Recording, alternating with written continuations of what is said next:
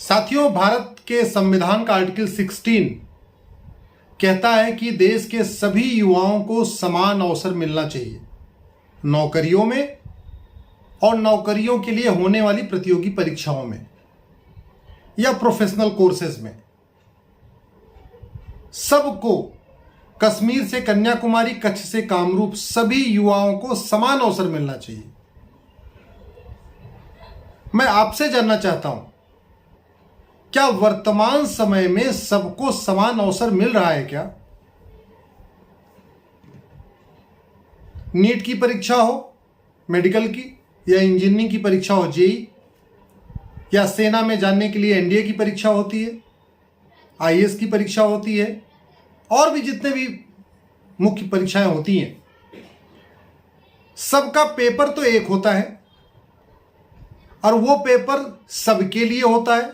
ऐसा नहीं होता कि कश्मीर वालों के लिए अलग पेपर होगा, कन्याकुमारी वालों के लिए अलग पेपर होगा, लद्दाख वालों के लिए अलग पेपर होगा, लक्षद्वीप के लिए अलग पेपर होगा। पेपर एक होता है, लेकिन जो किताबें चल रही हैं वो बिल्कुल अलग अलग चल रही हैं। लक्षद्वीप का बच्चा अलग किताब पढ़ रहा है, लद्दाख का बच्चा अलग किताब पढ़ रहा है, यूपी का बच्चा अलग किताब पढ़ रहा है और बिहार का बच्चा अलग किताब पढ़ रहा है। तो जो आर्टिकल 16 कहता है सबको समान अवसर, वो कैसे संभव है? सबको समान अवसर तभी मिल सकता है जब या तो जिस तरीके से वन नेशन वन एग्जाम हो रहा है, सारे एग्जाम नेशनल लेवल पे हो रहे हैं, उसी तरीके से one nation one education board हो और वन नेशन वन सिलेबस हो। कंटेंट सबका एक हो, सिलेबस सबका एक हो। वो सरकारी स्कूल में पढ़े, प्राइवेट स्कूल में पढ़े, कॉन्वेंट में पढ़े, सरस्वती शिशु मंदिर में पढ़े, महंगे स्कूल में पढ़े, सस्ते स्कूल में पढ़े, मिडिल क्लास का बच्चा हो, लोअर क्लास का बच्चा हो, मंत्री का बच्चा हो, संतरी का बच्चा हो, कंटेंट सबका एक हो, यानी किताबें सबके लिए एक हो, तब सबको समान अवसर मिलेगा। और अगर ये ऐसा नहीं हो सकता तो दूसरा तरीका क्या है? IAS, JE, NEET, NDA, CLAT, bank, railway, सबका एक पेपर यूपी बोर्ड के हिसाब से बने, एक पेपर बिहार बोर्ड के हिसाब से बने, एक पेपर बंगाल बोर्ड के हिसाब से बने, एक पेपर केरल बोर्ड के हिसाब से बने, एक पेपर लद्दाख के बोर्ड के हिसाब से बने, एक पेपर जो है अपना राजस्थान बोर्ड के हिसाब से बने। दो ही तरीका है, या तो one nation one education board हो, वन नेशन वन सिलेबस हो, अन्यथा जितने भी कॉम्पिटिटिव एग्जाम्स हैं, IAS, PCS, NDA, CLAT, bank, railway, NEET, JE, सबके पेपर राज्यवार बने, राज्यों के हिसाब से बने। लेकिन सारे पेपर राज्यों के हिसाब से क्यों बनाना? हम ये कह रहे हैं कि जब संविधान कहता है सबको समान अवसर मिलना चाहिए, तो हम समान शिक्षा क्यों नहीं लागू कर देते? हमारे महापुरुष भी यही चाहते थे, बाबा साहब अम्बेडकर भी यही चाहते थे पूरे देश में समान शिक्षा हो, लोहिया जी यही चाहते थे पूरे देश में समान शिक्षा हो। समाजवाद का तो कॉन्सेप्ट ही समानता का है। समाजवाद का मतलब चीजें समान हो, साम्यवाद का मतलब चीजें समान हो। दुनिया के कई देशों में समान शिक्षा पहले से लागू है। भारत का संविधान भी आर्टिकल 16 भी कहता है सबको समान अवसर दो। समान अवसर तभी मिलेगा जब समान शिक्षा होगी। लेकिन इसमें समस्या है। समस्या यह है कि देश में जो एजुकेशन माफिया है, स्कूल माफिया, जो 10,000 रुपए, 15,000 रुपए, 20,000 रुपए महीने फीस ले रहे हैं, वो नहीं चाहते भारत में one nation one education board लागू हो, क्योंकि आईसीएसई बोर्ड वाले अपनी अलग दुकान चलाना चाहते हैं, सीबीएसई बोर्ड वाले अपनी अलग दुकान चलाना चाहते हैं। ये चाहते नहीं सीबीएसई आईसीएसई आपस में मर्ज हो जाए। ये चाहते नहीं कि जिस तरीके से वन नेशन वन टैक्स हुआ है, ऐसे वन नेशन वन सिलेबस हो जाए। तो स्कूल माफिया नहीं चाहता one nation one education board हो। कोचिंग माफिया नहीं चाहता है कि यहां पे वन नेशन वन सिलेबस हो, क्योंकि जैसे ही वन नेशन वन सिलेबस हो जाएगा, ये जो कोचिंग माफिया अपनी दुकान खोल के बैठे, इनकी दुकान बंद हो जाएगी। क्यों आदमी कोई कोचिंग करेगा? जब पूरे देश का सिलेबस एक हो जाएगा, फिर तो अपने अपनी मेहनत करेंगे बच्चे, अपने स्कूल में मेहनत करेंगे, कोचिंग जाने की जरूरत ही नहीं। जो सिलेबस होगा उसी से आईआईटी का पेपर होगा, जो सिलेबस होगा उसी से जेई का पेपर होगा, जो सिलेबस होगा उसी से क्लैट और एनडीए और बैंक का पेपर होगा। तो क्यों कोई कोचिंग जाएगा?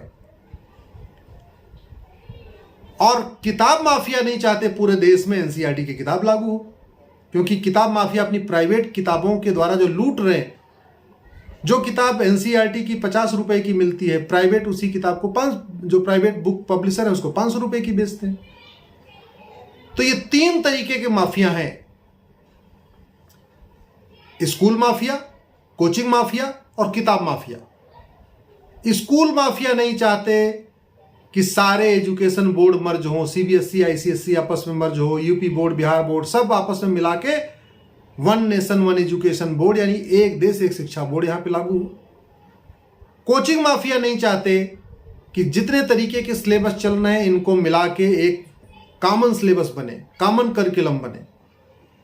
और बुक माफिया नहीं चाहते कि प्राइवेट जो लूट चल रही है किताबों के द्वारा ये बंद हो और एनसीईआरटी पूरे देश में लागू हो। केंद्रीय विद्यालय का पूरे देश का सिलेबस एक होता है, केंद्रीय विद्यालय का तो स्कूल ड्रेस भी पूरे देश का एक होता है। केंद्रीय विद्यालय में एनसीईआरटी किताब पूरे देश में पढ़ाई जाती है।